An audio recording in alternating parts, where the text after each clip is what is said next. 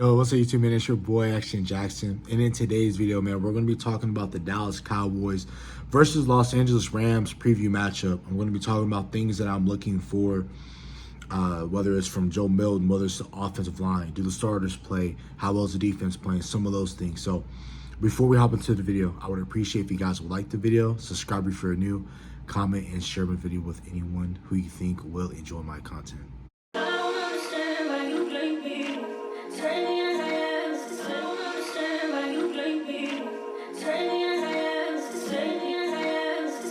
The number one thing that I am looking for is, how does Joe Milton look, right? And that's everyone's major question. I want to know, what does Joe Milton look like? I want to know, how well does he move within the offense? Is he throwing on time? Is he in rhythm? You know, is he seeing the field well? Is he holding on to the ball? Because those are all things that younger quarterbacks have a tough time doing. That's staying within the rhythm of the offense. That is, can they see the field well? How well prepared is Joe Milton for his moment? You know, I want to see, is he seeing the field well? Because if he's throwing the ball on time, he's seeing the field really well. He just does the things that Dak Prescott did in his rookie year. I can say I feel confident in what Joe Milton can potentially be for the Dallas Cowboys if Joe Milton was to ever step onto the field this year, or just ever in the future when Dak Prescott decides he doesn't want to play here no more, or he decides to retire. It will be Joe Milton time, and Joe Milton can be the next foreseeable future quarterback for this team. He has the athletic makeup. He has, again, the arm talent. He has the athleticism to get rid of the ball at very far distances. We've seen that at camp. We've seen that at Tennessee. We've seen that with New England. We've seen that at every stop in which he goes. His athleticism is always number one. But if he plays like a true quarterback, a quarterback that can read the field, dissect defenses, pick apart defenses, and then when it's time to use his athleticism, he can sparingly. That's the makeup, in my opinion, of a really damn good quarterback, in my opinion. You know, just from a playing aspect, and also you got to have it up here mentally in terms of when you're playing for a big market like Dallas and what people are going to say to you. But we're not talking about that. Number two, how well is the offensive line holding up? You know, who's playing on your offensive line? I believe, you know, if you want to take Tyler Smith out to protect him, that's fine. But I'm going to later address, will starters play? That, you know, that's something I want to address later. But how well is the offensive line holding up? Like, how well is Nate Thomas looking like for you starting at left tackle? How good does Akeem Adeniji look like? Cooper Beebe, Tyler Booker, is he moving guys at an A-gap? How well is he anchoring? Who is he going up against? Is he going up against Braden Fisk? Is he going up against Colby Turner? How well does he look like versus those starters if the Rams want to play their starters, right? Understand that we just had a scrimmage, I believe on Tuesday or Wednesday, where we just had, you know, a scrimmage against them. Again, are the Rams going to play their starters? That's something that we're going to look forward to as well. Third point, how well does the wide receiver room look like besides CeeDee Lamb, George Pickens, and Turpin? Those, I feel very confident in saying those are your three wide receivers. I want to know, what does Jalen Tolbert look like? What does Jonathan Mingo look like? Ryan Flournoy, Jalen Marino Cropper, Trayshawn Holden. Name any other, Jalen Brooks, that's 6. Name all the wide receivers in here besides those three, Pickens, CD, and Terp. I want to know what those guys look like, because I believe it's going to be very tough coming down when we're making this final 53. I'm sorry, when the Dallas Cowboys are making that final 53 and they're having to cut players. Wide receiver room is going to be that's going to be the main discussion. That and defensive end, because we have James Houston, who we signed, which I really like. We're going to have a tough time really with that wide receiver room depicting, okay, who's going to play, who's going to start. I believe running back is possibly can be another one of those as well. But I want to know, what does the wide receiver room look like outside of the main three? Number 4, are we still motioning and shifting even in the preseason? Again, understanding that I believe what good play callers do is you have your preseason-like plays, you have your regular season plays, and then you have your playoff plays. And your playoff playbook, regular season playbook, preseason playbook is how it should be breaking down. But still, are we motioning and shifting even in the preseason? Because if you try to get away from that in the preseason, trying to do a ta-da surprise once we come into the regular season, it's going to be really hard for your players to pick up into that, because that's a lot of these pro athletes, they get into a routine and that's what they're used to. So let's make sure that we're still motioning and shifting even in the preseason. Number 5, I should have made this an earlier point, but are the starters playing? And for me, in my opinion, I believe Brian Schottenheimer might think this way. I don't know anything, but if that's something that I do think and I might speculate about, is I do feel that every running back that is healthy should be playing. So whether that's Miles Sanders, Javonte Williams, Phil Maffa, I understand that Jaden Blue was going through something and had a bone bruise in his heel. So I don't know if he necessarily plays, but if he can play, he needs to suit up. Is Deuce Vaughn going to be ready? I believe he was practicing the other day. So, what does your running back room look like?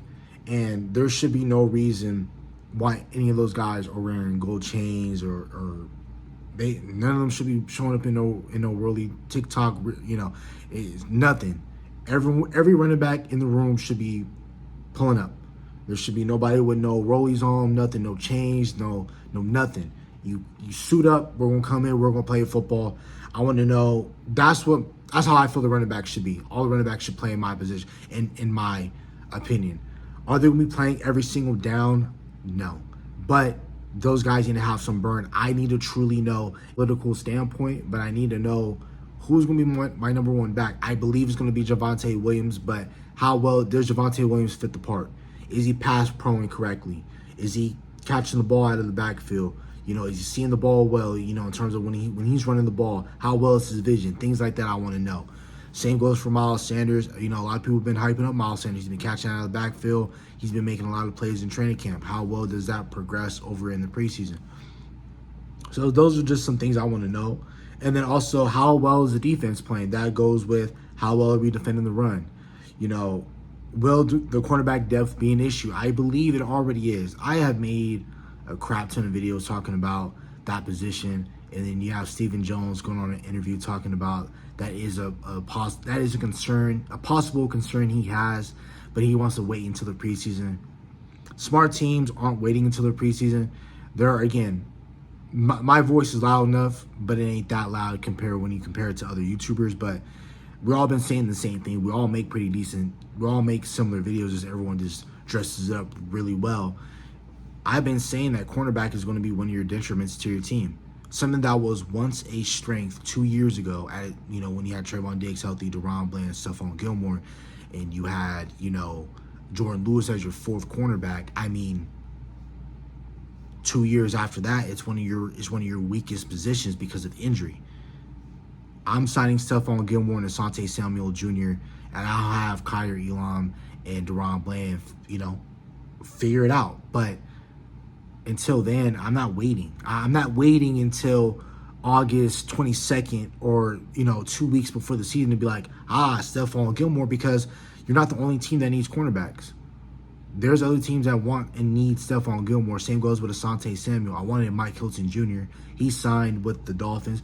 You better hurry and pick up some of these DBs, because the Dolphins don't have any real secondary back. They have really no real secondary members. So they're probably going to be looking to pick up a Stephon Gilmore if you don't go ahead and you do that.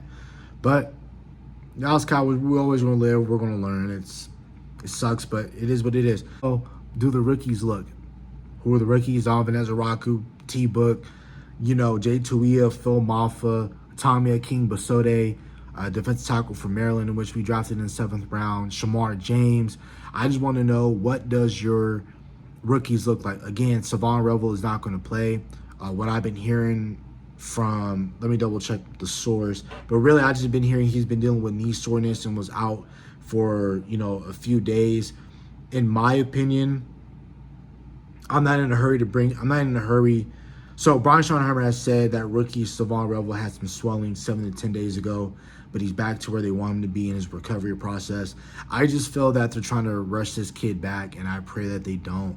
And I pray that Savon Revel listens to his body and he's not rushing to get back. You already know, if I'm Savon Revel and whoever his agent is, I'm praying that they putting him up on game. Don't feel and don't be in a rush to come back. Because, yes, we need you to ball out. We need you. But I understand he's, again, doing it for his team culture. But if you're not ready, you're hurting the team. So I don't want him to be thrown out there. Will the Dallas Cowboys do that? Yes, they will, because they're desperately going to be looking for cornerback help after week 1, depending on how good or bad that might go. But we're going to find out. But, you know, I pray that they don't mishandle the situation with Savon Revel as you've done prior, like Michael Gallup, Terrence Steele, rushing these guys back from injury. I'm a big, you're not playing until you're ready, because if you're playing while hurt and it shows, you're hurting the team more than you're trying to help it. I understand you're trying to do it in good faith, but you are hurting the team. Last news we're going to get into before we get up out of here is the Dallas Cowboys are bringing back running back Malik Davis per Nick Harris. And they also moved Rob Jones to season-ending IR. So even makes more sense as to why we signed Lel Collins and we brought him in here to be your swing right-side player. Malik Davis coming back, that adds another body to the running back room. Again, he was really solid for you in 2022 in that Green Bay Packers game and in that Chicago Bears game. But if we're not politicking, I think we're going to be fine. But that's just a camp body in my opinion. If Malik Davis does make any headway, that'd be cool. But again, we have 15 running backs in this room. Somebody has to start. So that's about it for the video. Hope you guys have a nice day. Stay safe, stay blessed. Bye.